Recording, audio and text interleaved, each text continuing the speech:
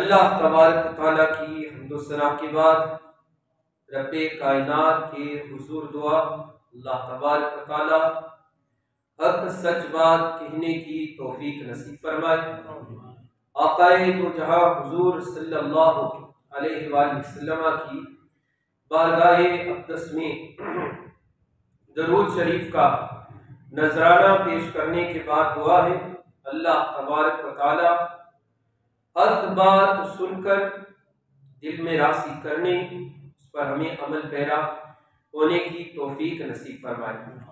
آج اسلامی تاریخ بھی 22 جمادی الثانی اور جیسے اس ماہ مبارکہ کا آخری عشرہ حضرت ابو بکر صدیق رضی اللہ تعالی عنہ کی یاد ببرکت آپ کی سیرت مطہرہ کا تذکرہ اس نیت کے ساتھ کہ حضور صلی اللہ علیہ وآلہ وسلم کا ارشاد کریمانہ مفہوم کہ جو لوگوں کا شکر ادا نہیں کرتا وہ اپنے رب کا شکر بھی ادا نہیں کرتا، اور حضرت ابو بکر صدیق رضی اللہ تعالی عنہ کے اتنے احسانات، انعامات، ایثار اور قربانی جن کے متعلق تو حضور علیہ السلام خود ارشاد فرماتے کہ دین اسلام پر اور مجھ پر حضرت ابو بکر صدیق رضی اللہ تعالی عنہ کے اتنے احسانات ہیں، ہر ایک کا بدلہ تو میں نے دے دیا، مگر ان کے احسانات کا بدلہ کل میدان محشر میں اللہ تبارک و تعالی اجر و ثواب کی صورت میں انہیں عطا فرمائے۔ اللہ اکبر۔ آیت کریمہ اسی مناسبت سے تلاوت ہوئی اور آج آپ کے سامنے حضرت ابو بکر صدیق رضی اللہ تعالی عنہ کا بالخصوص ایثار اور قربانی والا جذبہ، اس کے چند ایک نکات کو بیان کیا جائے گا کہ اے ایمان والو هل ادلکم علی تجارت، کیا میں تمہیں ایک ایسی تجارت نہ بتا دوں، اس کی دلالت نہ کر دوں کہ تنجیکم من عذاب علیم، جو تمہیں دردناک عذاب سے بچا لے۔ یہ ہے کہ اللہ پر ایمان لاؤ، اللہ تبارک و تعالیٰ کے رسول کے اوپر ایمان لے اور اپنے مال کے ساتھ اور اپنے نفسوں کے ساتھ اللہ تبارک و تعالیٰ کے حضور تم قربانی پیش کرو، تو کیا ہوگا؟ یہ تمہارے لیے بہتر ہے اگر تم اس کو جان لو۔ اللہ اکبر۔ تو حضرت ابو بکر صدیق رضی اللہ تعالیٰ کو آپ کی زندگی کا پہلو، چاہے آپ کا عشق ہو حضور علیہ السلام کے ساتھ، حضور علیہ السلام کے بچپن کے ساتھ ہی آپ کی صحبت ہو، آپ کی حضور علیہ السلام کے ساتھ رفاقت ہو، حضور علیہ السلام کے ساتھ عشق کی حد تک پہنچا ہوا اعتماد ہو، حضور علیہ السلام کی خاطر ہر ایک چیز کو قربان کر دینا، اور اس آیت کا اولین مصداق تو حضرت ابو بکر صدیق رضی اللہ تعالی عنہ کی ذات بابرکت ہے۔ واقعہ جمعے بھی آپ کی سیرت کے چند ایک عنوانات وہ آپ کے گوش گزار کیے گئے۔ آپ کا نام عتیق کیوں لقب ہے اور آپ کا صدیق لقب، وہ صرف اس کو اس طرح سمجھا جائے ایک جملے میں کہ بچپن سے آپ کا وہ عشق کی حد تک پہنچا ہوا حضور علیہ السلام کی ذات بابرکت پر وہ اعتماد تھا۔ کافر آئے، ابو جہل آئے، اللہ اکبر، کہ سفر معراج یہ واقعہ آپ کے آقا و مولا بیان کرتے ہیں، اللہ اکبر، بغیر کوئی توقف کیے تدبر کیے تفکر کیے ہوئے کہتے ہیں اس سے بھی بڑی بات اگر حضور علیہ السلام ارشاد فرمائے تو میں ابو بکر اس کی بھی تصدیق کرتا ہوں، اللہ اکبر۔ اور آپ کا نام مبارک خود اللہ تبارک و تعالیٰ نے رکھا ابو بکر، اور یوں آپ کے القابات صدیق اور اسی طرح عتیق آپ کے القابات کے حضور صلی اللہ علیہ وآلہ وسلم نے مختلف موقعوں پر یہ ارشاد فرمایا کہ اگر کسی جنتی کا چہرہ دیکھنا ہے تو وہ صدیق رضی اللہ تعالیٰ عنہ کے چہرے کا دیدار کرنا کا پہلو ہے ایثار اور قربانی۔ اللہ رب العزت کے راستے میں اس آیت کا مصداق کہ اپنے نفسوں کے ساتھ، مالوں کے ساتھ اللہ تبارک و تعالیٰ کے راستے میں جہاد کرو۔ مولا کائنات شیر خدا حیدر کرار اگر ان کا قول مل جائے تو اس سے بڑھ کر کسی کی تصدیق کیا ہوتی ہے؟ آپ فرماتے جس سے مبارکہ کہ مولا کائنات ارشاد فرماتے ہیں غزوہ بدر کے موقع پر حضور صلی اللہ علیہ وآلہ وسلم کے لیے ایک صاحبان بچھایا گیا، صاحبان کا اہتمام کیا، عریش جسے کہا جاتا ہے، ہم اپنی اردو زبان میں جسے جھوپڑی کہہ لیں، کہ حضور صلی اللہ علیہ وآلہ وسلم اس میں استراحت فرمائی اور اسی عریش مبارک میں حضور صلی اللہ علیہ وآلہ وسلم نے وہ طویل سجدہ فرمایا کہ اللہ رب العزت آج اگر تیرے ماننے والے آج اگر انہیں فتح نصیب نہ ہوئی تو پھر قیامت تک کوئی بھی تیرا نام لینے والا باقی نہ بچے گا۔ اب یہ تجویز ہوئی کہ حضور صلی اللہ علیہ وآلہ وسلم کی اس عریش مبارک پر، اس صاحبان پر حفاظت کون کرے گا، اس کی ذمہ داری کون اپنے ذمے کر لے گا؟ اور یہ معمولی بات نہ تھی۔ العیاذ باللہ یتولاہ یعصمک من الناس، اگر وہ ذمہ داری تھی، اگر العیاذ باللہ حضور علیہ السلام کو کچھ ہو جاتا تو ساری ہی ذمہ داری اس پر جاتی۔ اللہ اکبر۔ تو مولا کائنات ارشاد فرماتے ہیں اشجع الناس من الناس، جاننا چاہتے ہو کہ بہادروں میں سب سے زیادہ بہادر کون ہے؟ تو سنو، اس غزوہ بدر کے مقام کے اوپر حضرت ابو بکر صدیق رضی اللہ تعالیٰ عنہ نے اپنی تلوار کو نیام سے نکالا اور کہا کہ میں حضور علیہ السلام کے حجرہ مبارک کی حفاظت کروں گا۔ اور صرف اتنا نہیں فرمایا، پھر آپ نے کسی مشرک کو، کافر کو حضور صلی اللہ علیہ وآلہ وسلم کے نزدیک نہ آنے دیا۔ وہ جرت اور بہادری کا مظاہرہ فرمایا، اپنے نفس کو اللہ اور اللہ کے رسول صلی اللہ علیہ وآلہ وسلم کی خاطر پیش کر رہے تھے۔ مولا کائنات ایک مرتبہ خطبہ ارشاد فرما رہے تھے، دوران خطبہ تو آپ نے ذکر فرمایا حضور صلی اللہ علیہ وآلہ وسلم کہ جب حضور صلی اللہ علیہ وآلہ وسلم کو جب آپ کو اذیتیں دی جا رہی تھیں اور جب آپ کو تکلیفیں دی جا رہی تھیں، اللہ اکبر، تو اسی طرح جیسے حضرت عروہ بن مسعود رضی اللہ تعالیٰ عنہ سے بھی روایت ہے کہ انہوں نے حضرت عبداللہ بن عمر بن عاص رضی اللہ تعالیٰ عنہ سے یہ سوال کیا تھا کہ بتاؤ حضور صلی اللہ علیہ وآلہ وسلم پر سخت ترین دن کون سا گزرا ہے جسے آپ نے دیکھا ہو؟ تو حضرت عبداللہ بن عمر بن عاص رضی اللہ تعالی عنہ فرماتے ہیں میں نے اپنی آنکھوں سے دیکھا کہ حضور صلی اللہ علیہ وآلہ وسلم حرم مبارک میں جب عبادت فرما رہے تھے، سجدے میں تھے، عبداللہ بن ابی معیط کہ جس نے حضور صلی اللہ علیہ وآلہ وسلم کی گردن مبارک میں چادر ڈالی اور حضور صلی اللہ علیہ وآلہ وسلم کو گھسیٹنے لگا۔ حضور صلی اللہ علیہ وآلہ وسلم آپ پر کافر اذیتیں دینے لگے اور ایسے میں آپ فرماتے ہیں کہ حضرت ابو بکر صدیق رضی اللہ تعالیٰ عنہ آئے اور آن کر آپ نے ایک کافر کو دھکا دیا، دوسرے کو دھکیلا، سب کافروں کو ادھر ادھر کیا جو حضور صلی اللہ علیہ وآلہ وسلم کو زد و کوب کر رہے تھے۔ اور آپ نے کہا کہ کیا تم اس لیے انہیں مارتے ہو، گھسیٹتے ہو کہ یہ کہتے ہیں کہ اللہ تبارک و تعالیٰ ایک ہے، آؤ اللہ اور اللہ کے رسول صلی اللہ علیہ وآلہ وسلم کی طرف آ جاؤ۔ اللہ اکبر۔ اب مولا کائنات جب اس قربانی کو بیان کرتے ہیں حضرت ابو بکر صدیق رضی اللہ تعالیٰ عنہ کی ممبر رسول پر،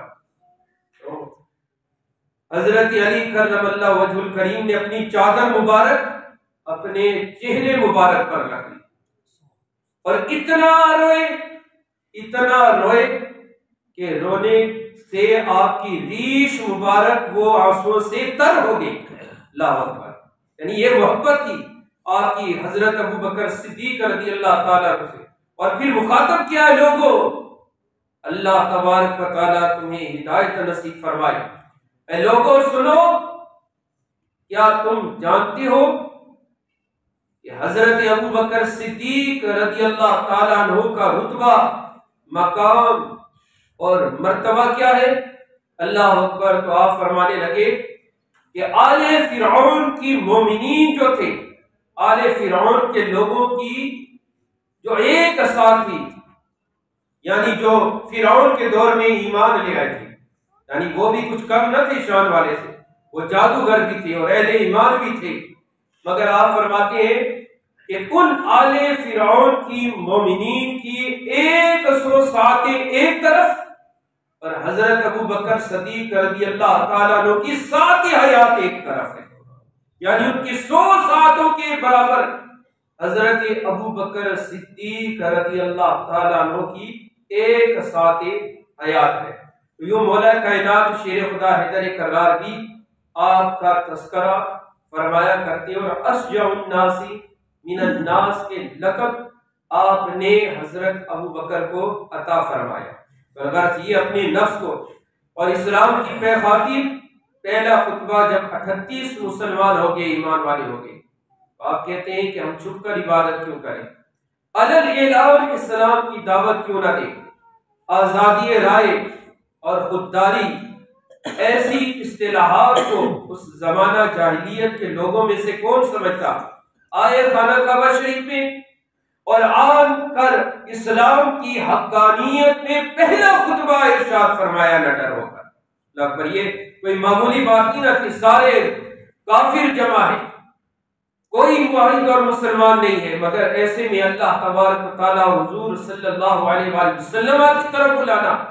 پھر ہوا وہی جو ہونا تھا.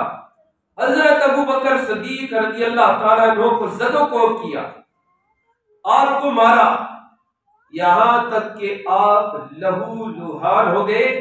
اور ایسے میں آپ کے خاندان والے آئے اور آپ کو بچا کر لے گئے. مگر اللہ اکبر، جب ہوش آتا ہے تو ہوش آنے کے بعد شاید ذہنوں میں تو یہی آئے کہ میرے خاندان والوں نے کیا میرا بدلہ لیا، کیا میرا قصاص لیا، کیا ان کے ساتھ مقابلہ کیا، یا اٹھو ہم چل کر بدلہ لیں گے. مگر ارشاد فرماتے ہیں کہ میرے آقا مولا حضور صلی اللہ علیہ وآلہ وسلم کیسے، انہیں تو کوئی تکلیف یا انہیں تو کوئی اذیت کسی نے نہیں دی ہے. تو یہ تھا اپنی جان کو اللہ اور اللہ کے رسول صلی اللہ علیہ وآلہ وسلم کی خاطر پیش کرنا. جب آپ ایمان لے کے آئے اس وقت آپ کے پاس 35,000 درہم و دینار، اور بعض آیا کہ 45,000 درہم و دینار سے زیادہ رقم آپ کے پاس موجود تھی. جان بھی پیش کی اور اپنی مال بھی پیش کر دیا. اللہ اکبر.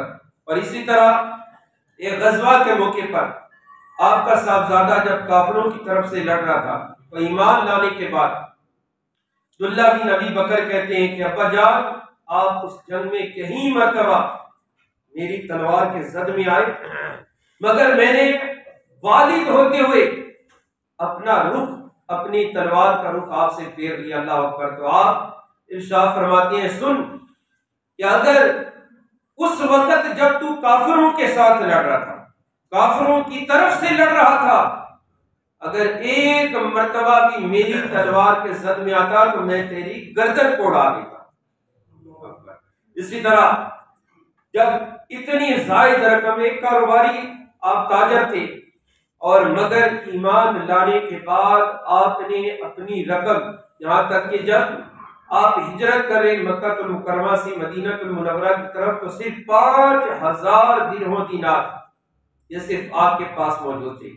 باقی جتنی رقم تھی اللہ اکبر وہ آپ نے اسلام کی خاطر حضور صلی اللہ علیہ وآلہ وسلم کے قدموں میں قربان کرنا. اور بالخصوص آپ نے ان بوڑھے غلاموں کو، ان بوڑھی خدمت گاروں کو کہ جو کافروں کے ملک میں تھے، اللہ اکبر، آپ نے ایک ایک کر کے انہیں آزاد کروایا، یہاں تک اللہ اکبر وہ دور اللہ اکبر کہ جنہوں نے وہ صحابہ کرام رضوان اللہ علیہ اجمعین جنہوں نے نہ صرف اسلام قبول کیا بلکہ اسلام کی خاطر، حضور علیہ السلام کی خاطر اپنی قربانیاں بھی دی، جان و مال کی، اذیتوں کو بھی برداشت کی، اللہ اکبر۔ حضرت بلال حبشی رضی اللہ تعالیٰ عنہ کی جب ان کا آقا تپتی ہوئے صحرا پہ، تپتی ہوئی ریت پہ، اس گرمی کی شدت میں جب آپ کو گھسیٹ رہا ہے اس ریت کے اوپر بھاری بھر وزن رکھ کر، اس لیے کہ مڑ جا اپنے دین سے تو پھر جا، مگر ایسے میں اللہ اکبر وہ مرد مجاہد جو ایسے میں بھی اسلام کے نعروں کو بلند فرما رہے ہیں، عہد عہد کی صداؤں کو بلند فرما رہے ہیں، اللہ اکبر۔ حضور علیہ السلام نے ارشاد فرمایا عدو جی کا، وہ اللہ رب العزت ہی عہد ہے جو اللہ رب العزت تجھے نجات عطا فرمائے گا۔ تو حضور علیہ السلام کے فوراً مراد کو آپ بھاگ گئے اور کیا کیا کہ امیہ بن خلف کے پاس گئے، اور جانے کے بعد کہ میں تجھ سے تجارت کرنے آیا ہوں، یا ایھا الذین آمنوا ھل ادلکم علی تجارت، یہ تجارت کرنے کے لیے وہ امیہ بن خلف سمجھا مکے کے بہت بڑے تاجر ہیں، یقینی طور پر کچھ میرے ساتھ بھی تجارت کا معاملہ کرنے آئے ہیں، مگر کہا کہ بلال حبشی رضی اللہ تعالیٰ عنہ کو کتنی قیمت میں خریدنا ہے۔ وہ بیچارہ سمجھا کہ یہ بڑے ہونٹ والا، یہ کالے رنگت والا غلام اس کو خریدنے کے لیے آئے ہیں، منہ مانگی رقم دے کر اللہ اکبر حضرت ابو بکر صدیق رضی اللہ تعالیٰ عنہ نے حضور علیہ السلام کے بارگاہ میں حاضر فرما دیا، اللہ اکبر۔ ادھر حضور علیہ السلام نے ارشاد فرمایا ابو بکر تھوڑی سی رقم ہم میرے سے بھی لے لو تاکہ میرا حصہ بھی ان کی آزادی میں پڑ جائے، اللہ اکبر۔